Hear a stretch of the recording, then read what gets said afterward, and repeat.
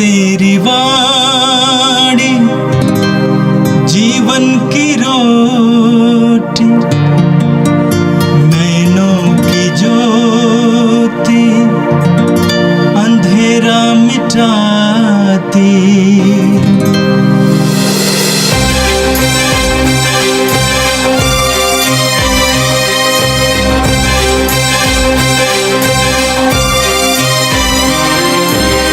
प्रभु तेरी वाणी जीवन की रोटी, नैनों की ज्योति अंधेरा मिटाती।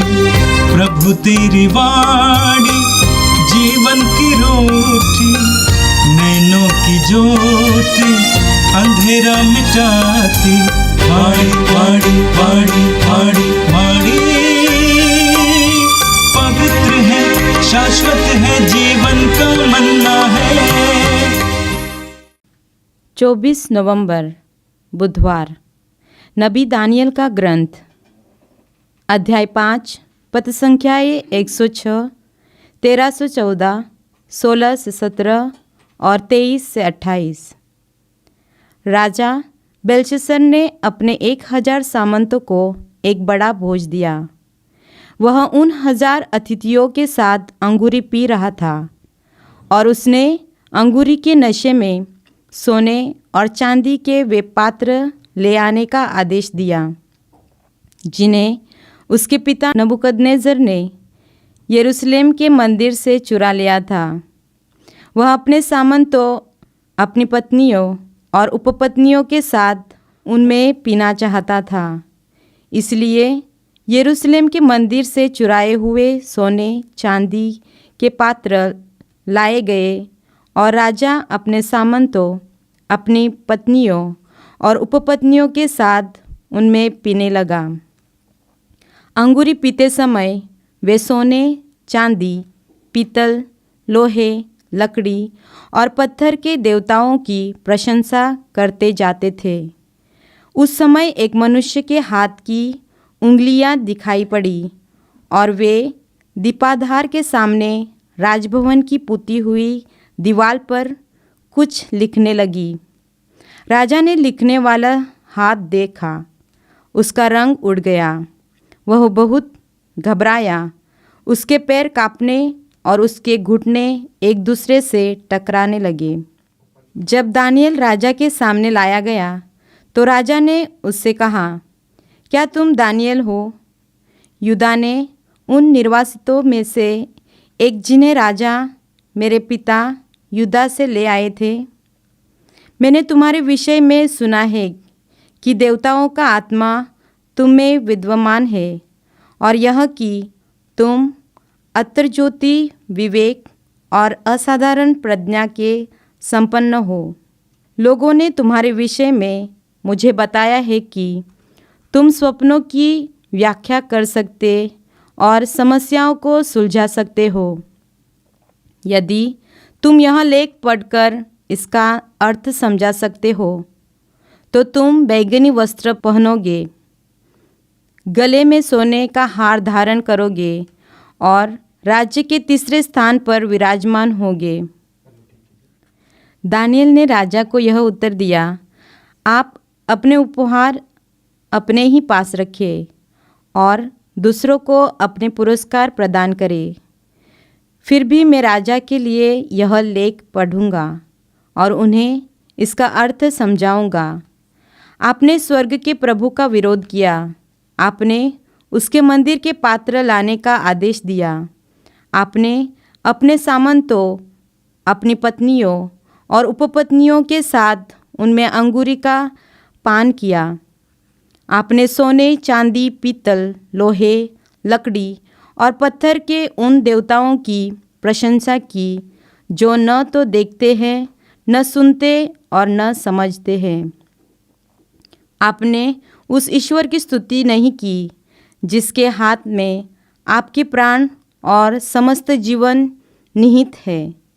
इसलिए उसने यह हाथ भेजकर यह लेख लिखवाया। यह लेख इस प्रकार है, मने, तकेल और फरसीन। इन शब्दों का अर्थ इस प्रकार है, मने ईश्वर ने आपके राज्य के दिनों की गिनती की और उसे समाप्त कर दिया। तकेल, आप तराजू पर तौले गए और आपका वजन कम पाया गया। फरसीन, आपका राज्य विभाजित होकर मेदियों और फारसियों को दे दिया गया है। यह प्रभु की वाणी है। संत लूकस के अनुसार पवित्र सुसमाचार अध्याय 21 वाक्य 12 से 19 तक। यीशु ने अपने शिष्यों से यह कहा, लोग मेरे नाम के कारण तुम पर हाथ डालेंगे, तुम पर अत्याचार करेंगे, तुम्हें सभागृहों तथा बंदी गृहों के हवाले कर देंगे और राजाओं तथा शासकों के सामने खींच ले जाएंगे। ये तुम्हारे लिए साक्ष्य देने का अवसर होगा।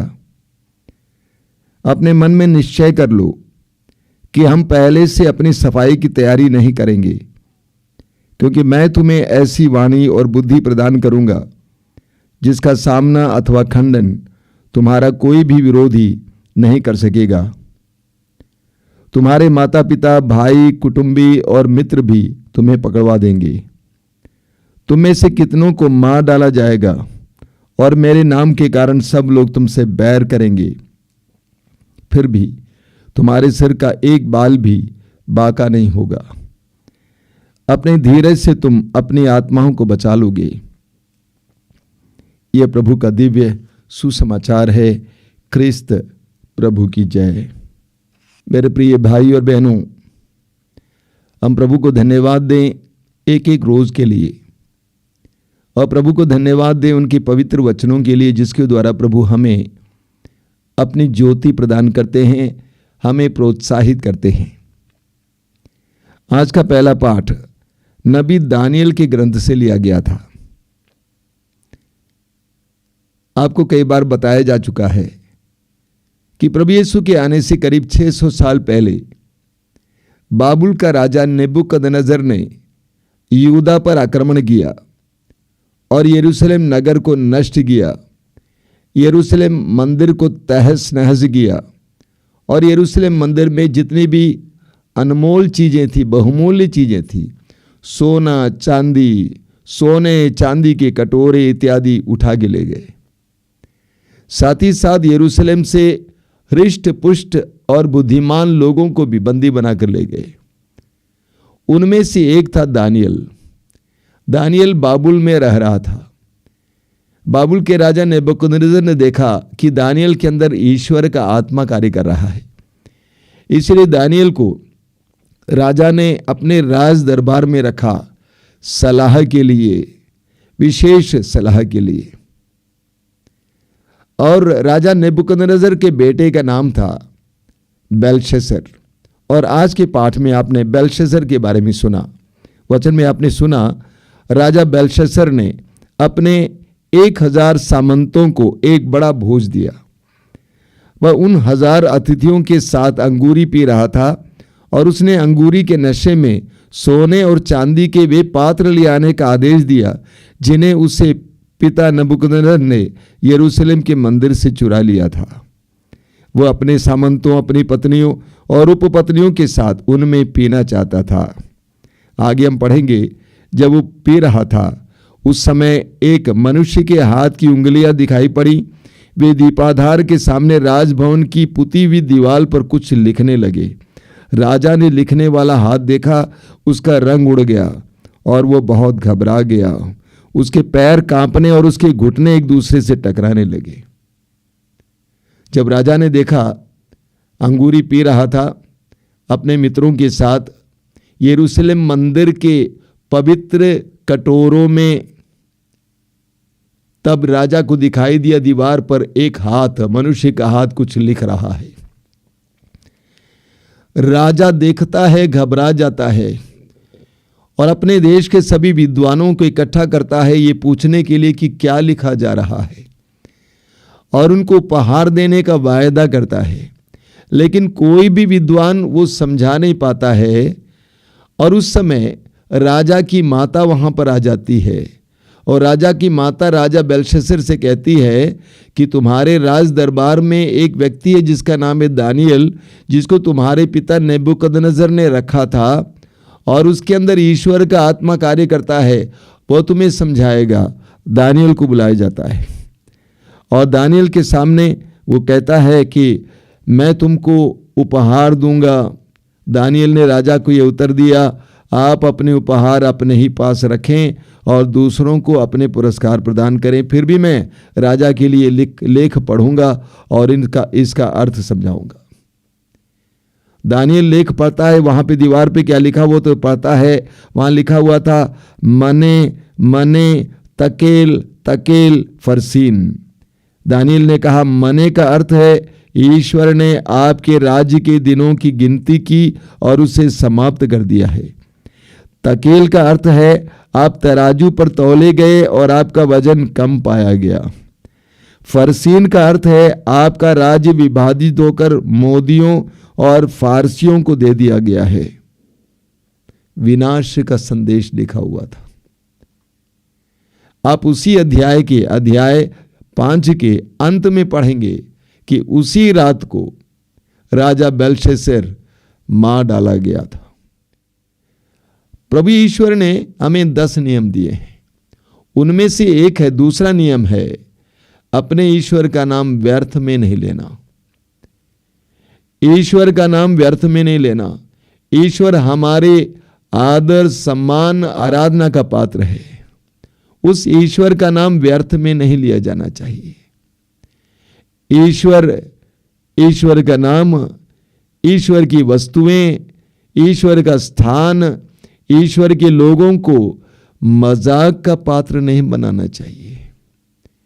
बेलशस्सर ने यरूशलेम मंदिर के पवित्र कटोरों में मदिरा पिया, ईश्वर की अवहेलना की, ईश्वर का अनादर किया, ईश्वर के नियम का उल्लंघन किया और इसलिए उसी रात को वो मार डाला गया। बेलशस्सर का उदाहरण हमारे लिए एक महत्वपूर्ण उदाहरण है। हमारे जीवन में भी कभी कभी हम प्रभु की बातों को, प्रभु के वचन को, प्रभु के लोगों को, प्रभु के स्थानों को हल्के से लेते हैं, मजाक का पात्र बनाते हैं। ऐसा कभी नहीं होना चाहिए। बेलशस्सर हमारे लिए एक उदाहरण है।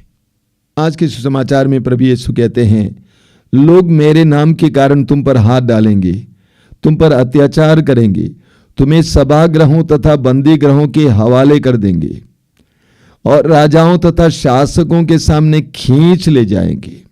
तुम पर मेरे नाम के कारण अत्याचार होगा। ये तुम्हारे लिए साक्ष्य देने का अवसर होगा। प्रभु कहते हैं अत्याचार और अपमान का समय तुम्हारे लिए साक्ष्य देने का समय होगा। जब लोगों के सामने तुम खड़े किए जाओगे, तुम मेरे नाम का साक्ष्य दोगे। वास्तव में शिष्यों के जीवन में यह हुआ। जब उन पर अत्याचार किया गया, उनको सताया गया, उन सारे क्षणों में उन्होंने प्रभु का साक्ष्य दिया। और जितना विश्वासी लोग सताए जाते थे, उतना वचन का फैलाव होता था, विकास होता था, राज्य का विकास होता था। वास्तव में हर विश्वासी के लिए हर दुख साक्ष्य का समय है।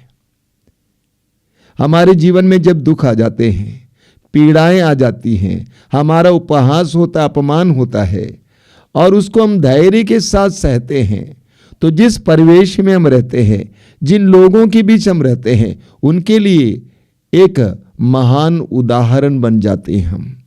हम साक्ष्य देते हैं, यीशु के साक्ष्य देते हैं। हर दुख हमारे लिए साक्ष्य देने का समय है। पेतरुस अपने पहले पत्र के अध्याय 2 उसके वाक्य 19 और 20 में कहते हैं कि यदि आपको दुख सहना पड़े और आप उसको धैर्य के साथ सहते हैं, ये पुण्य कर्म है ईश्वर की दृष्टि में। जब आप समाज में रहते हैं, आपको प्रभु के नाम पर सताया जाता है, आप धैर्य के साथ उसको सहते हैं, चाहे आपके परिवार में हो, समाज में हो, धैर्य के साथ उसको सहते हैं, तो ये उनके लिए एक साक्षी होगा, एक भला उदाहरण होगा। हर दुख हमारे लिए साक्ष्य देने का समय है। हम प्रभु यीशु के जीवन को लेंगे।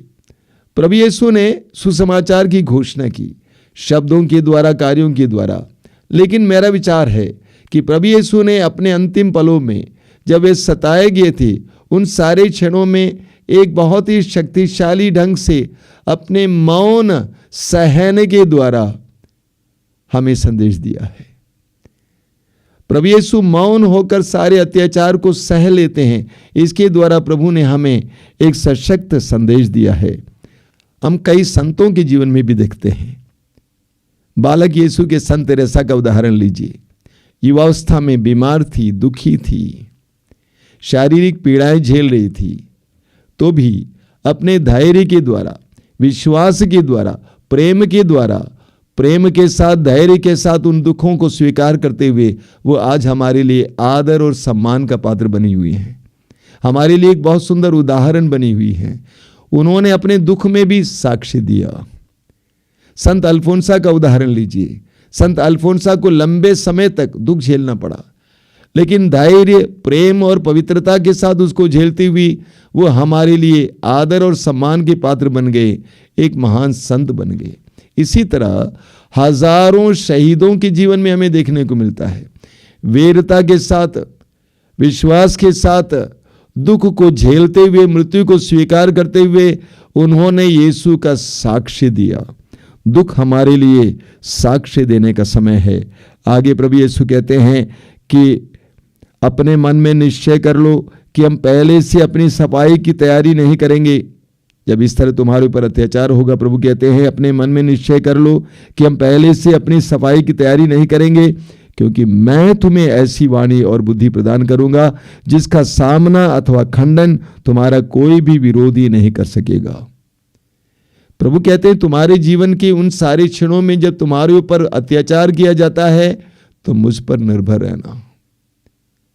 तुम्हें क्या बोलना है मैं तुम्हें दूंगा और कोई भी उसका खंडन नहीं कर पाएगा।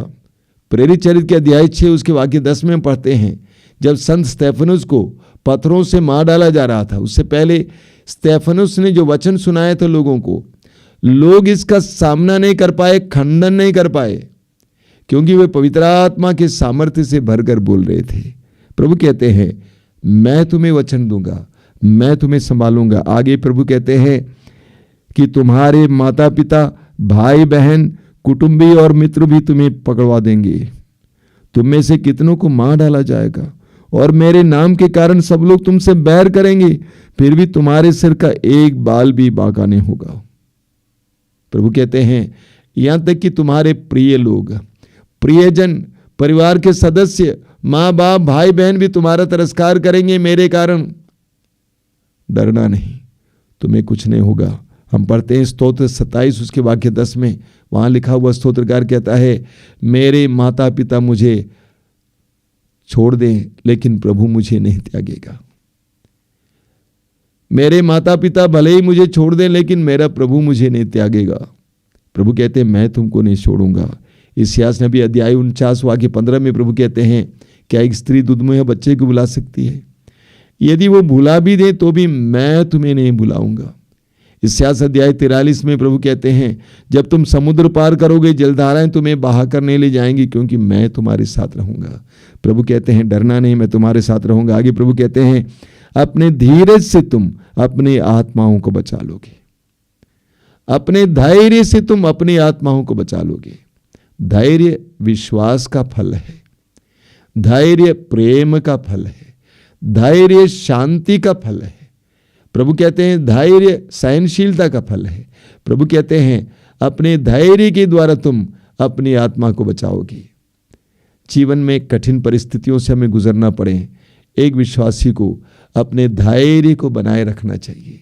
प्रभु से प्रार्थना करें कि प्रभु जब मैं दुखों से गुजरूं, मेरा अपमान किया जाता है, मेरा उपहास किया जाता है, मुझ पर अत्याचार किया जाता है, उन सारे क्षणों में मेरे अंदर दृढ़ विश्वास हो, मेरा धैर्य बना रहे। आइए हम प्रार्थना करें। प्रभु यीशु तेरे पवित्र वचनों के लिए हम धन्यवाद देते हैं, आज के सुंदर दिन के लिए धन्यवाद देते हैं। इन सारे वचनों के द्वारा तूने हमारे अंतरतम में जो उत्साह भर दिया उसके लिए धन्यवाद देते हैं। जीवन की हर परिस्थिति को स्वीकार करने की हमें कृपा दीजिए, कठिन से कठिन दुख को धैर्य के साथ सामना करने के लिए कृपा दीजिए। हे प्रभु यीशु, इन वचनों को सुनने वाले मेरे भाई बहनों को आशीर्वाद देना, उनके हर काम काज पर आशीर्वाद देना। आज का संपूर्ण दिन उनके लिए आशीष का दिन बने। हमारी इस प्रार्थना को ग्रहण करिए यीशु, आमीन। प्रभु तेरी वाणी जीवन की रोटी, नैनों की ज्योति अंधेरा मिटाती। वाणी